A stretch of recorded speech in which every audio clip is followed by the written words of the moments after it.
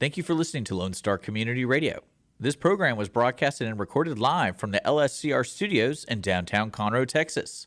Lone Star Community Radio is supported by listeners like you. Donate and sponsor today. For more information on getting involved with Lone Star Community Radio, contact us at lscrstudios@gmail.com or visit us online at www.irlonestar.com. Good morning, ladies and gentlemen. You're listening to the Weekly Business Hour. I'm Rick Schissler. I'm your host. I'm a Silver Fox advisor as well as the founder of OneBestConsult.com. Thank you for joining us today. We always start with a big thank you.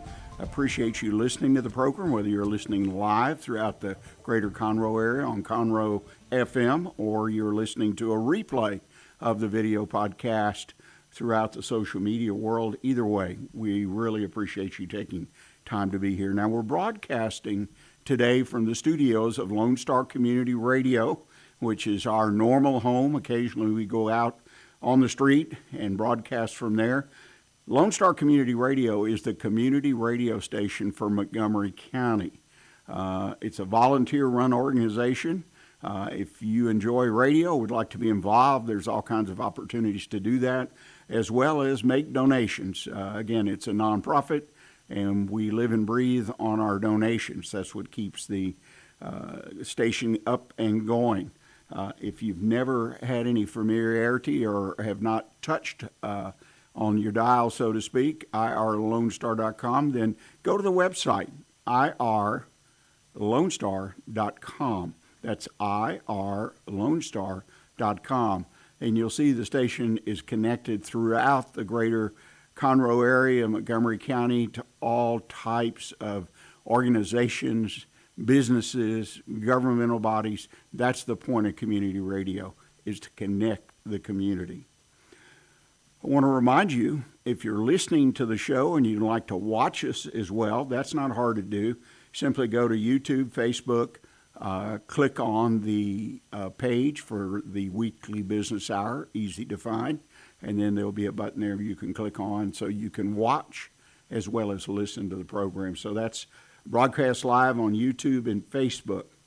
And also during the program at any time, do you have a question, have a comment, you got an idea, drop me an email. It's real simple, Rick, R-I-C-K, at irlonestar.com. That's Rick at irlonestar.com. If you're a regular listener, you know that sometimes we get questions from our audience about their own businesses, a challenge they're facing or concern or just curious about something, and we answer it on air. And if it doesn't make airtime, then I personally will answer your questions. So send me your business questions. I always enjoy receiving those and responding to those that take the time to send them in.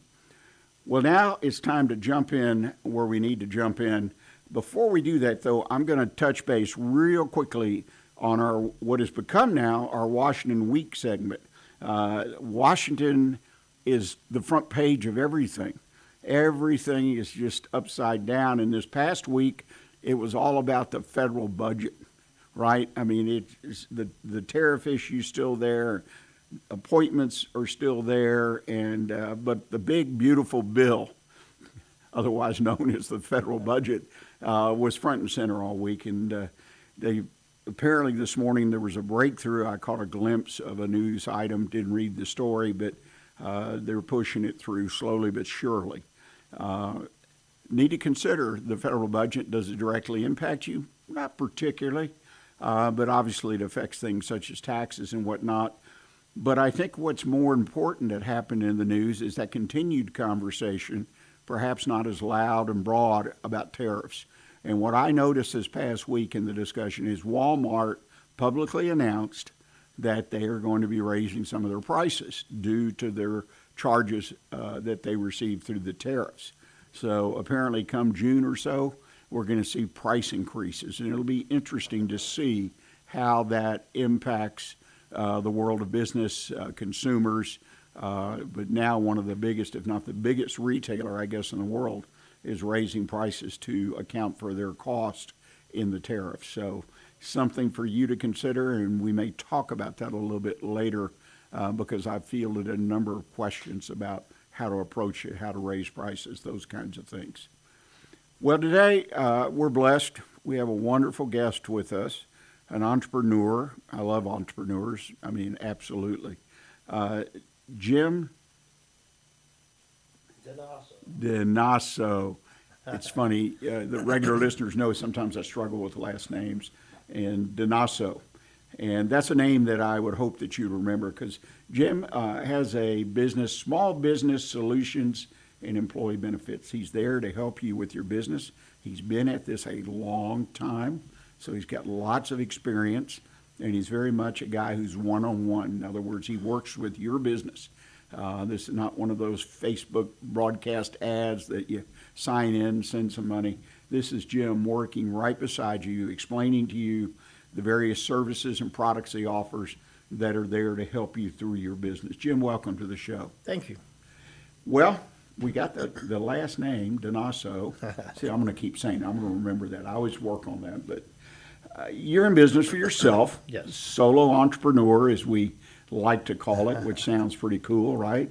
What has been the key to your success? Because you've been in that particular mode of operation for a long 20 plus years. Yeah. A solo entrepreneur. What has been the key to your success as a solo entrepreneur? Well, being myself. Being myself, showing care for the customers. My main clientele is business owners. And they get hit with a lot of things. You know, those Facebook ads, people walk in. You never know what you're going to get. I'm just myself. Is that simple. I care for them. I'm more of a consultant and an advisor than I am sales. So, well, I think that's important because, as you know, being around business, and I assume in your own business, you know, they were talking to this about this, I think, recently in one of the Alignable lunch meetings about, you know, we wear many hats. Yeah. Well, that's an old expression. I hadn't heard it in a while. But so I'm in business for myself. And yes, I may have employees and whatnot, but I own the business. And I'm trying to keep track of a lot of things. Some I know a little bit about, some I don't know almost nothing about. You know, I mean, I can't be an expert in all the different fields, sales, accounting. I mean, it goes on and on and on. So to have a trusted business advisor on particular items, such as you do with Legal Shield and some of the other things you do, has got to be worth its weight in gold right there. yes, sir. I try to bring value. Yeah, there's no doubt about it. And I think a lot of business owners miss the opportunity. One, you've got to build relationships with people. That's just a general rule of owning your own business. You've really got to take the time and push out. And secondly, you've got to always be on the lookout for a good vendor, good advisor, good accountant, whatever. I mean, you've got to keep your eyes and ears open.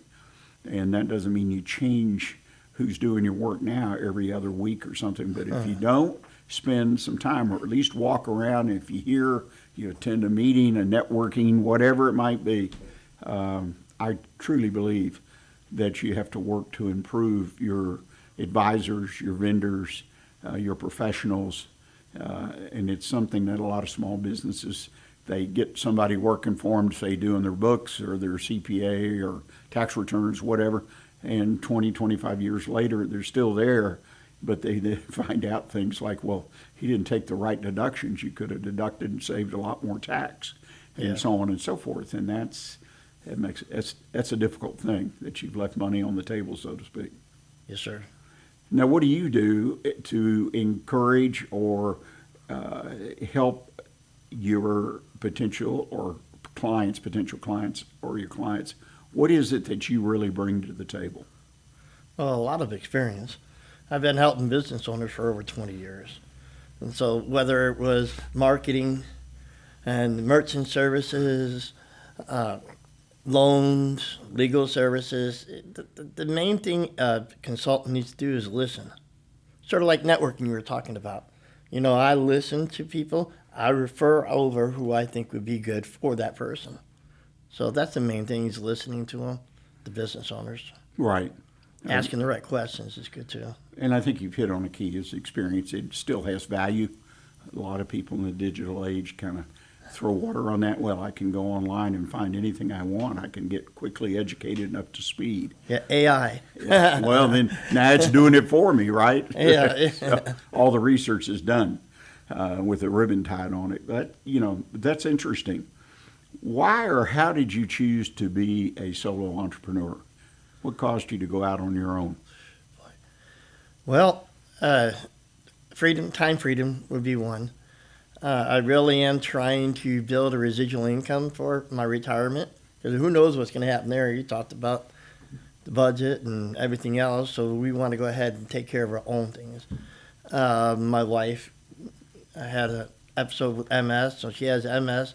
Being a sole entrepreneur allows me to stay home, spend more time with her, take care of her and our 6 kids. Most of them are gone now, but so that's the key. But just caring for people. Well, it does. That is one of the things and the reasons that a number of people that I've talked to over the years say they went out on their own is to have more flexibility and freedom to try things, to do different things. It's a great feeling, especially for the folks that have been in the corporate world and they've been in the layoffs once or twice. That's the ones I find that are quite anxious to drive their own ship, so to speak, and guide themselves versus being given a pink slip one Friday and didn't know it was even coming. Yeah, So, it's not for everybody, but if you have the drive, it's good business. well, as a solo entrepreneur, what is the biggest challenge you face day in and day out, being on your own, so to speak? Honestly, distractions. A lot of solo entrepreneurs are go, and then they're distracted. Facebook distracts them, life distracts them. But to stay on course, and that would be, I would say, if somebody's listening as a solo entrepreneur, I think that's probably number one, is stay on track. Yeah, that's an interesting concept, and I've heard people staying focused, I guess, same thing. Yeah. And how difficult it is because you don't have anybody that you're working with or competing or trying to show or have to report to or whatever it might be. That's really interesting. Yeah. And, What is your why? Why are you doing it? right? Let that drive you. Right. It's really interesting. That's another hat, so to speak, is you have to be very self-disciplined Yes, sir. to be highly successful. Interesting. Very interesting. Your slogan is helping business owners handle the expected and unexpected financial and legal risk they face on a daily basis. Yes, Now, how do you deliver on that? With different services that I have. Financial and legal risks, everybody faces that. So one of the main things that I help business owners with, or even families, is Legal Shield. Being able to pick up the phone and call an attorney about any family or business issues is key, and not receive a bill. That goes ahead and helps them. A family member or a business that can make a good, sound legal decision, well, they're saving on the financial expenses as well. The other thing I can help with, I have a referral partner for merchant services, a local guy. Because that's another expense that business owners have. I've cultivated all these different solutions, but I'm focusing mainly on Legal Shield right now because that really solves a lot of issues. You're focusing on one part but you're offering referrals on some of the other parts, Right, like you mentioned, and it's the ability. I think you mentioned business loans, Yes, sir. and then of course merchant services. That 1 or 2 or 3% or more that just sort of nips it at the profitability of these different companies, and you hear a lot about it, a lot of complaints about it. And these other things, and I think that's important. How do you become, it's just interesting, I'm thinking about what you have to offer. You have a lot to offer there. And if I'm a small business owner, how do you earn my trust? I mean, that's got to be a process. It can't be just walk in and say, well, look, here's all the things I offer. How do you win someone's trust? Well, I was thinking of an old adage, the proof is in the pudding. And just listen, refer them over to the right source. if it meets their needs, usually earns their trust. Somebody can sense a fake a mile away. At least I can. Mm-hmm. And if they feel like I'm genuine, which I am genuine, and that I can meet their needs, then they go ahead and take the referral, or they buy the legal shield, and then it helps them. Another thing is stand behind whatever I refer out or sell. If anybody has any questions about any of the services that I have, they can call me, and I'm right there for them. I need to ask you, because I'm thinking about myself, because I depend on referral networks in my consulting advisory group, looking for the best vendors, which can vary depending on the size, the personality, the owner, and so on and so forth. But do you have any process that you follow, or where you follow up? In other words, you refer me in to a client for a particular need. Do you have a follow-up process to verify that I've done a good job, et cetera, et cetera? Oh, yeah. Well, first time, if I'm referring anybody, it's usually a 3-way text message. So, I'm not going to name names. I'll do a customer and a vendor. So you do a 3-way text or email, whatever way they preferred. So I'm looped into that process and see what happens there. And then I go ahead and just follow up with them. Hey, what'd you think? So forth, so on. Oh, we haven't gotten together yet. Okay, I'll follow up later. If somebody refers a customer to me, I always let that referring partner know, hey, I talked to John. Okay, and I'm not going to get too much information. Right. John's in this process here. Yes, I could. No, I can't. So I want them to know I appreciate the referral, and then what I could or could not do for that customer. I think that's an important thing that a lot of folks perhaps miss. Even if you're in business and you refer someone to a friend or somebody you know through a business organization, you refer them someone, the opportunity to check and see if it worked like you thought it were supposed to work. Because so many times I've given referrals and it didn't work. In other words, not the solution, but just the communication, the connection didn't happen or whatever. Right. And that's something I'm very careful about my referrals, because they're representing me in reality. I mean, even though we're not in business together, whatever they do or don't do, or how they do it, or how well they do it, is a reflection of myself and my business. You have to connect. All right, and so I have a couple different merchant services companies. It depends on the customer. You connect that person and that person's personality to someone else that you have, and then go ahead, and if that's a good connection, they're on the same page, it usually works out. If not. So, not just have, I only have one person. That's one thing I like about Alignable. Anybody can go there. It's not a seat-specific thing. You make a connection with the person, and you refer. I refer people from the Alignable event. Right.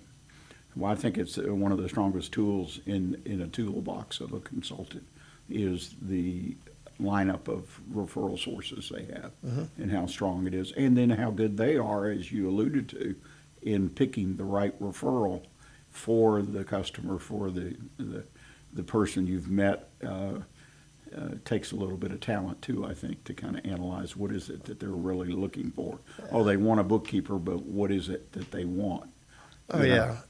I'll never forget, I was in a business and with a partner, and we needed a bookkeeper, and we used outside third-party bookkeeping, which at that time wasn't that popular, but it was. Today, you see it everywhere. Small businesses outsource their bookkeeping. And so we had been using a firm that a friend of mine who was a consultant, actually was Silver Fox, had referred us to. And they had, 8, 10 more employees, bookkeepers. And so being who I am, part of my process is I went to their office. And just to see, I can tell a lot, I think, by just seeing how work flows and how people are communicating. And so they had all these people lined up, because in the old days we had our desks. We didn't have partitions, we just had desks, right? And they were in there, working this and that. And I started talking to the owner, and she had a lot of experience. I really liked her. She's smart. And then we came down to about turnaround. And this was an issue we were having. this particular business, that, again, I was directly involved in, we needed a fairly quick turnaround on our monthly statements. And I say quick, the 10th of the month should not be an issue if we turn all our work in by the 1st or 2nd, and then they process it. But as it turns out, their firm, nobody, she told me not one of their other customers cares about getting their statements during the first part of the month, even the last part of the month, even ever. Oh, And wow. I'm going, whoa, well, we were in the wrong place. We were trying to do business with a firm whose mindset, and no criticism, they had a ton of clients. Yeah. They did good work, but there never was an urgency. I mean, she was right up front with me. You Yeah. know, same thing can happen when you Yeah. refer somebody in. In this case, the guy that referred me, he and I knew each other, we became best friends and all that, and I trusted him, and he had a great business background. But in this case, never had touched that step where you turn around, you know, Yeah. have it by the 10th.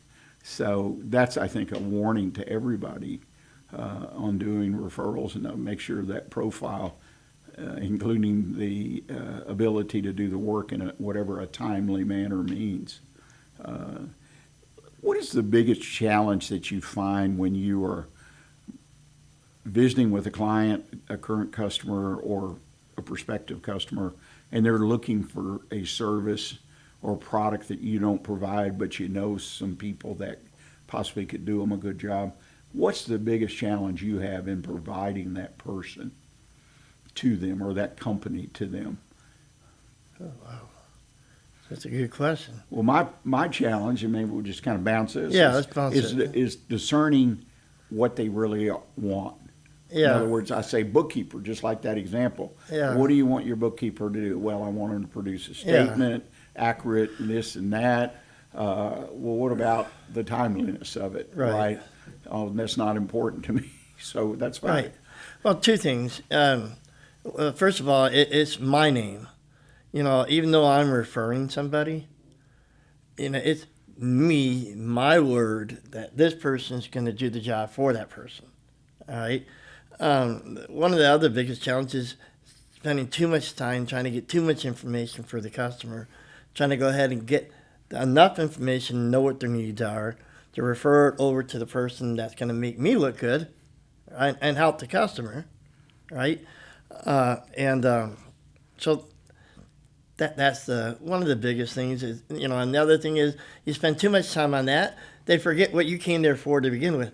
It's like all they're focusing on that, but which is good. So you're meeting that customer's need, and then you can follow back.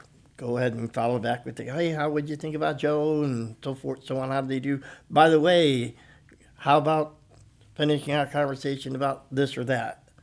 You know. Right. No, I think that's, you kind of touched on something, building a relationship. Yeah. And how do you find it today? Are people willing to give you the time to build a relationship, or are they just in a hurry? They said, well, you know, tear out a page out of the book and send it to me, and, you know, I'll go online and order or whatever. Yeah. Relationships used to be a huge, huge factor in business not too long ago.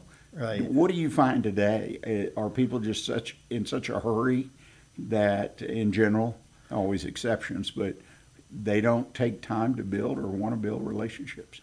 They are in a hurry. A lot of business owners, they work hard in their business, but not on their business. Mm-hmm. So that's a challenge, is they know their business, and they work, and they're not delegating enough. So that's a challenge. It goes back to seeing if somebody can do it the old-fashioned. We're old enough. I'm old-fashioned, very old-fashioned. All right, it's face-to-face, belly-to-belly type of business, and too many people, they'll go online or they'll ask AI. That's a challenge there for Legal Shield. I've been getting this, I can do this with AI and that with AI, but AI didn't pass the bar. AI, not going to go up to the judge, and the judge is not going to really think much of AI because AI didn't pass the bar. So, that would be a big challenge. They already researched it. They can take care of it. and then to know how long to stay on the subject, because I've been in business a long time, helping a lot of customers, and I know what they've been saying is there's another alternative that could help them better, but know when to back off. Right. You know, Kind of like when to hold, when to fold. or yeah, whatever. know when to back off, because you know they're the business owner. I'm there to try to help them. Right. You know, Give you a tip. If you ever have that with Legal Shield, that general scenario you just went through, remind them, and you might even look it up and have several. I've read at least 2 or 3 articles over the last year about attorneys who used AI. You've probably heard the stories. Yeah. I mean, these were widely circulated. But the attorney used AI to do the documents that go to court with the motions and whatnot, and they cited cases.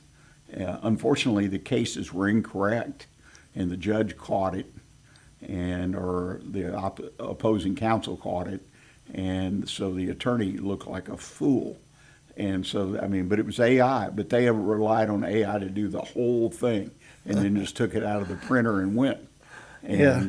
when somebody tells me they, or like what you're talking about, use AI to solve their legal issues, or AI to, take care of their appendix or whatever. I mean, you know what I mean? where do I cut now?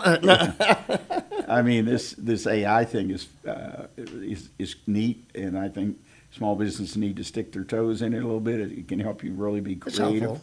You know, It helps me reword some things. You know, Yeah. I'll write something down. How can I word it better, make it easier to understand?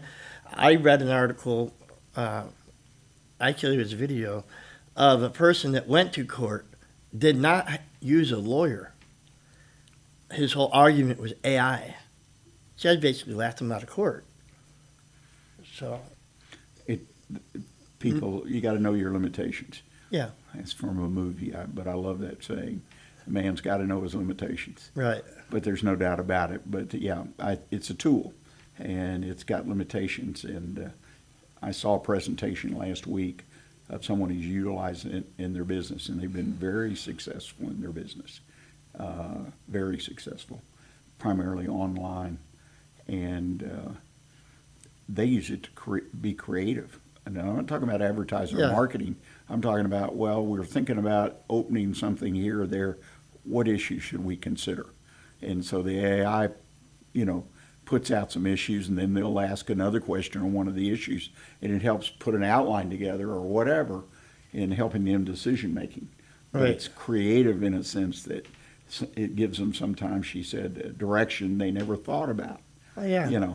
So you're just taking the world that's in that database and picking their brains, right? I Yeah. mean, so that's not dangerous, but to write your paper or cite your lawsuit, case law and whatnot, it's just, I'm sitting here smiling ear to ear. In fact, I'm almost tripping over my smile because I just can't imagine somebody putting that kind of reliance and believing Yeah.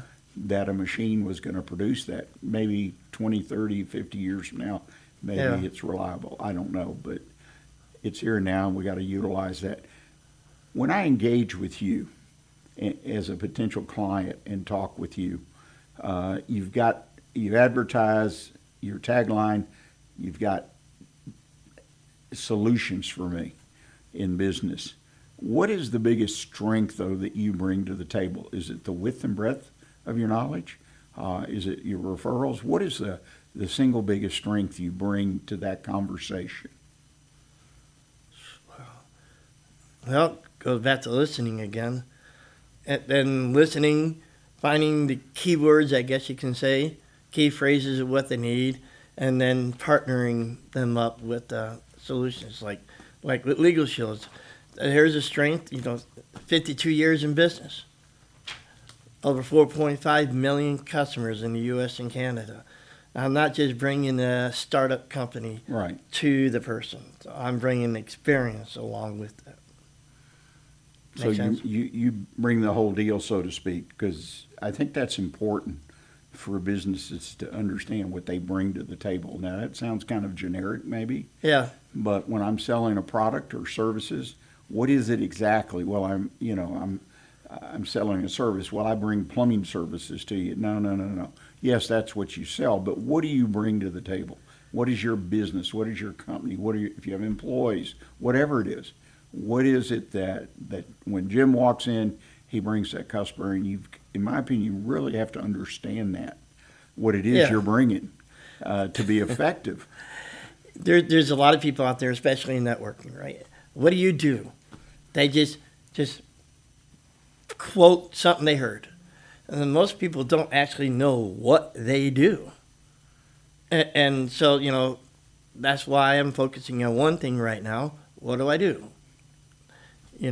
I can help individuals and families and businesses by a tap of a button be able to make sound legal decisions, no matter whether it's for family or for business solutions. What do you do? Being able to bring it into a concise sentence or phrase that's understandable. Right. Well, and that's, my follow-up question to that, what do you do is, why should I select you? Why should I go with you, versus the other choices I may have talked to or no. And so the question back is why? Okay. Well, people say they do business with who they know, like, and trust. Right. Well, when you just meet somebody, unless you're going to build a relationship like with networking something, if you're walking and talking to business, you're meeting somebody, I reverse it. People do business with who they trust. You can know and like somebody and not do business with that person. Right. Go play baseball or basketball with that person, but are you going to go ahead and refer that person to somebody? No. Are you going to use that person? Most likely not. So the trust factor, be yourself, have the composure, care for the person, and have solid business strategy with solid companies behind you. Right. Well, it's a winning formula, there's no doubt in my mind. Ladies and gentlemen, we're going to take a break right now. When we come back, Jim and I are going to continue to talk about a little bit about the local business environment and some other issues. I think that his experience and what he does can help you in your business, perhaps even today. So please stay with us, and we'll be right back.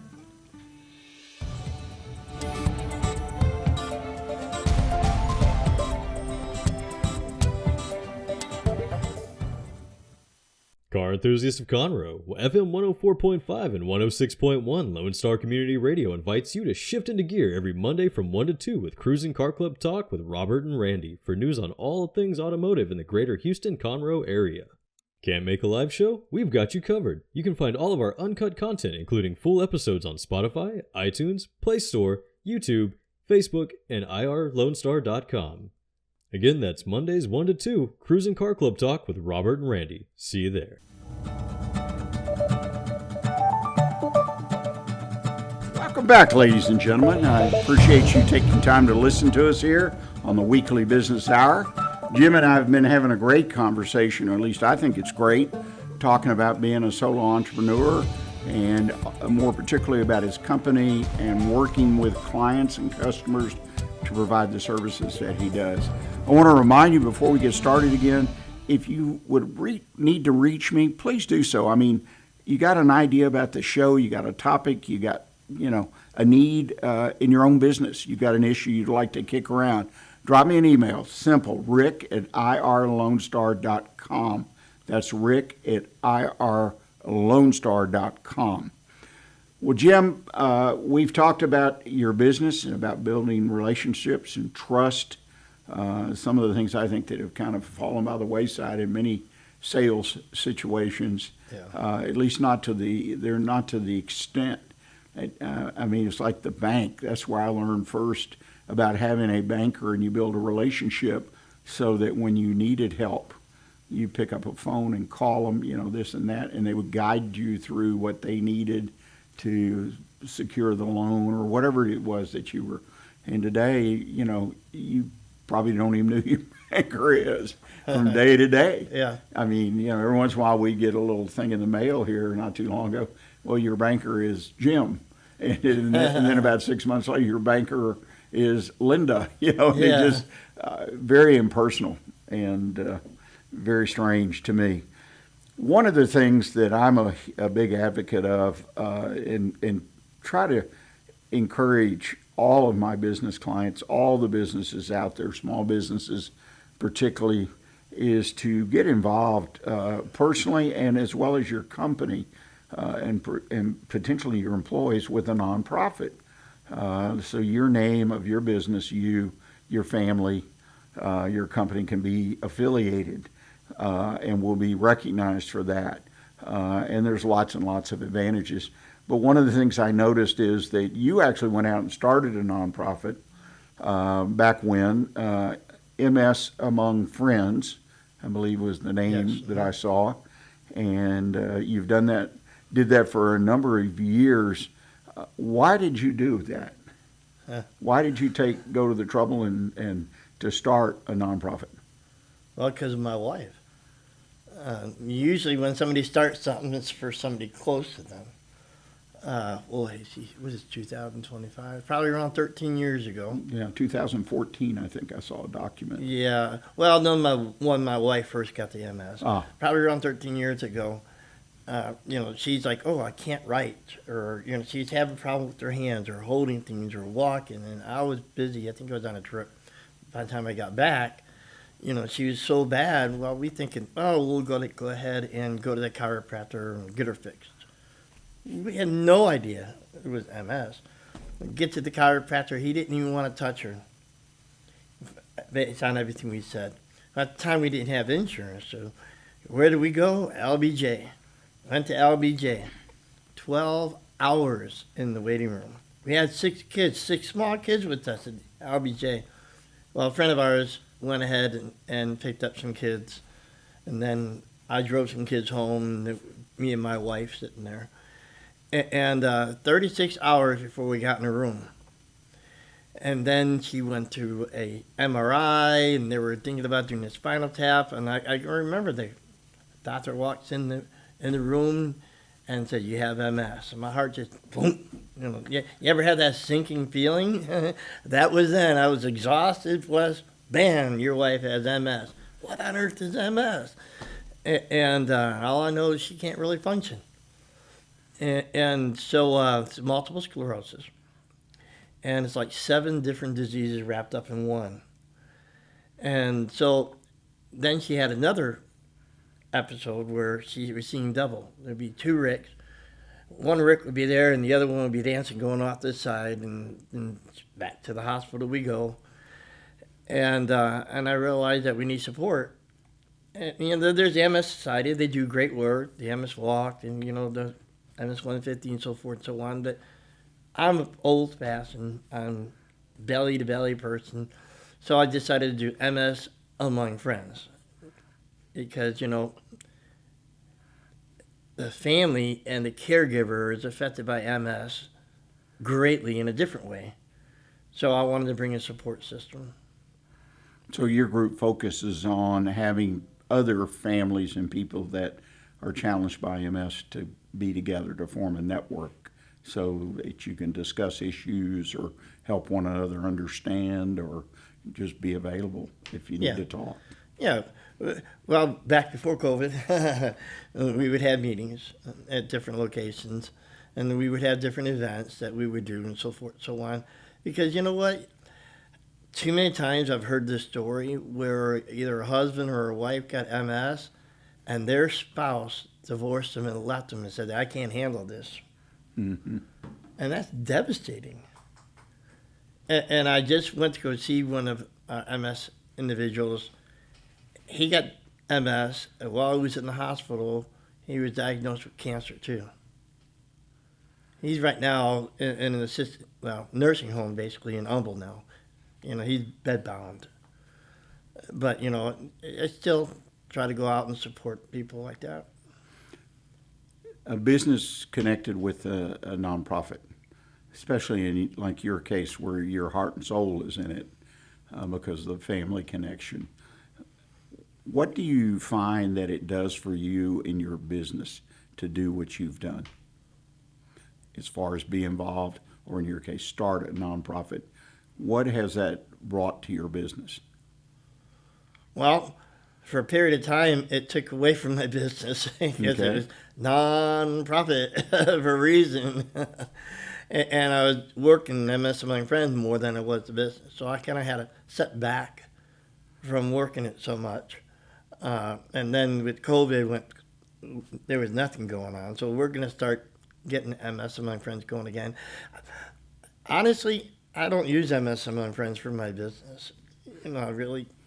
Well, I would don't. think that there'd be a certain motivation or encouragement that comes from finding your successes with MS Among Friends and in your business, if nothing else. Now, when I talk to someone who's a business owner about doing being involved with a nonprofit, doesn't necessarily mean starting one. I mean, that's yeoman's work that you did.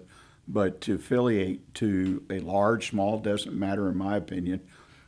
And it just creates, a new dynamic, that may not be the right word, in your business, your business culture, or whatever the popular word is this day. Drive, more of a drive. And just, it happens, and you get your people now indirectly or directly.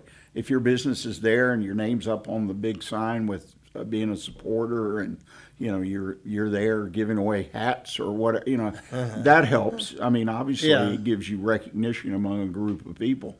I just think it should be part of every small business, big business, medium business.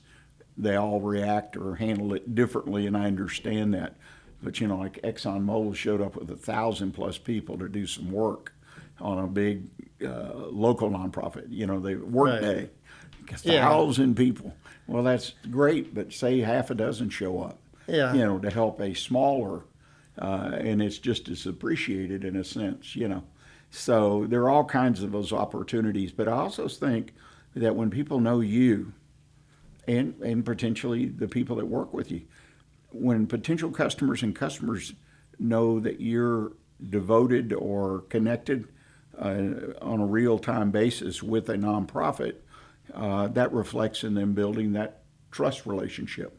Because if you're out there doing that kind of work, or overdoing it like you were in the beginning, if I say, well, that he's really, he started this and he did this, he built it up, and he reached X number of people, my opinion of you changes more to the positive. I mean, it just does. Yeah. And I think people admire people and appreciate and trust at least more easily, because I think one of the biggest things with this building relationships is the timeline.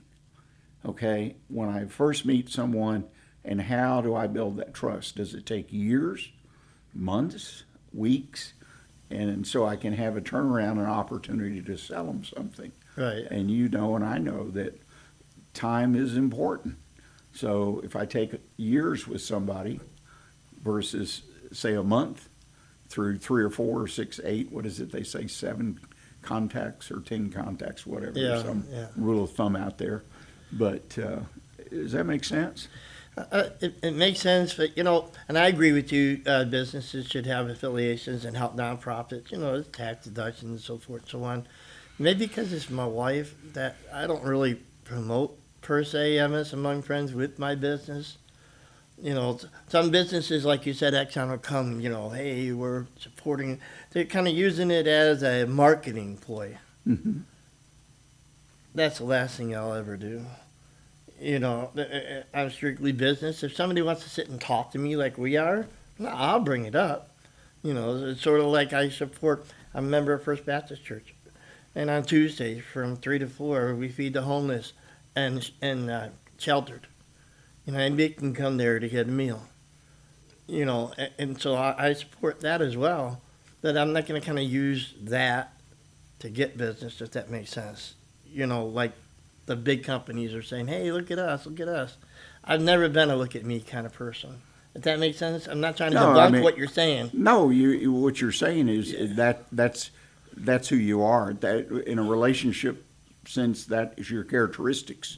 And what you're hoping to get out of it is not with the guy next to you, who is just as successful, just as positive, just as good of a person, but they choose to really make it part of their business. Right. Yeah, there are always people who are just going to put it up so they can put the sign up or see their name in the program. And I'm not talking about those kind of people. I'm talking about people that really get involved, and I just think it's a great balance to have. It is. And I think it gets recognized, though, by some people, potential customers, and building that trust and so on and so forth. I think it can have a real advantage, whether it's your primary motivation, doesn't need to be, but it's just there. Because who am I? My characteristics. Right. I want to help people. I want to feed the homeless on Tuesdays at 4 Yeah. o'clock or whatever, and that's who I am. That's part of my character. And I want people to know who I am so we can build trust. So I look at it more Yeah, like I get that. it. Once you get to know somebody, I'm all for that. But that's interesting. I've never been a me kinda. We've got 2 or 3 minutes left, and I'd like to talk about Legal Shield. Okay. Because that is one of the primary things you do. It's an interesting product to me. You've already covered some of the statistics and whatnot with Legal Shield. Why, as a small business person, should I be interested or motivated to consider buying Legal Shield? Well, I always say we bring big business legal resources on a small business budget. So we talked before. You said you heard one attorney charge $650 an hour. Right. All right. Well, for a small monthly fee, depends on which plan they choose, they can have unlimited consultations with an attorney for unlimited business or family-related issues at no cost. They can get letters and phone calls. They can have. Here's another thing. And we were just at that one alignable meeting, and the person gets up and says, "Somebody owes me money. I've been trying to go ahead and get the money from them. They want their money. That person's not paying them." Well, a letter on a legal letterhead from the law firm to that person might get their money a little bit better than us keep saying, "Hey, pay me, pay me, pay me." Mm-hmm. And so, they can feel empowered, they can feel secure with getting Legal Shield. And not only them, they can empower their employees as well, because we offer employee benefits. A lot of businesses want to attract and retain their employees. Well, we can get a family legal or family ID Shield plan at a very great discount. Jim, I have to share with you, I'm always amazed when I talk to either people thinking about opening a business or people that are in business already, small businesses, who sort of ignore that they may have legal issues that come up. Now, when you buy and sell your business, yeah, you understand that but you got to build a relationship with some legal service, a particular attorney or group of attorneys, a firm, or because it's going to come. It's not always one of those things that you get sued because there's an accident or something. It's just going to come. It's part of life. And to step back for a moment and think about what you're saying, what Legal Shield's saying, is something I believe people should really consider. Not everybody, I'm sure, like anything, it's not made for everybody. But the key point I'm trying to make is we need, as business owners, consider what our legal situation is and the potential Right. to need an attorney to talk to. And the same thing applies to personally. I have 6 kids, you have 6 kids. We probably had more legal risk going on than the average family because we had 6 kids, right? Yeah. And anyway, I think that's important, and people, they just seem to discount that. They pay attention to the CPA accountant because they got to file taxes. Right. In fact, a lot of them, that's the only time they ever pay attention to it, Right. is the taxes. But, my dad taught me about once a quarter he would meet with he called them advisors. Mm-hmm. So he'd meet with the lawyer, not together. He'd meet with the accountant and just talk about their business, about his business or the family businesses and what we're thinking about doing, growing this, that. You see any issues? But and the insurance guy was another one who was a great advisor, and that was part of the routine of staying on top of the business. Yeah. You know what I mean? Having legal advice before a situation comes up is huge. Too many times I see on Facebook, in search of an attorney, in search of a lawyer, and so forth and so on. Well, instead of that, pick up the phone, tap the app, set an appointment with the attorney about any legal issues, get your consultation at no cost so you can make sound legal decisions. Right. There's a video from a couple of our attorneys. We're your cheapest and most faithful employee. For about $1.50 an hour, you can have attorneys on your side. Right. And you do things in advance, and there's no doubt about Yeah. it. Jim, I can't tell you how much I've enjoyed our conversation today. Yes, sir. I hope you did. I think I mentioned to you, as I do all my guests, that one of the biggest things we do on the show is have fun. Yeah. And we've got a pretty good track record of people saying they at least had fun when they came on and it was upbeat. If people want to get in touch with you and talk about what was discussed on the show or maybe one of your products, what's the best way for them to do that? Well, they can call or text me, 281-836-3649. I'm on Facebook. They can go to my website, jimdinaso.com, JIMDINASO. That'll take them directly to my Legal Shield website. Okay. So, Jim, again, you do have lots of experience. You've got a unique way of analyzing things, and I think it's a situation you bring to the table, something that many, many, many small businesses could benefit from just talking to you and looking at some of the solutions you offer. There's no doubt about it. Again, thank you so much. Ladies and gentlemen, we'll be back next Monday. It's Memorial Day, so we'll have a replay, and I hope you enjoy it, and I hope the Memorial Day weekend is a good one for you and your family, and that we remember the service of all those individuals that have served our country since its very beginning 250 years ago. So look for a video podcast of today's program in a couple days. It'll be posted all over the internet. It'll be posted on the website, in the Weekly Business Hour pages throughout Facebook, YouTube, all over the place. So the Weekly Business Hour page, just look for it, mark it, and you can check it each week. And until next week, as I say every week, stay engaged and always keep the focus, your focus, on what counts in your business. Thanks.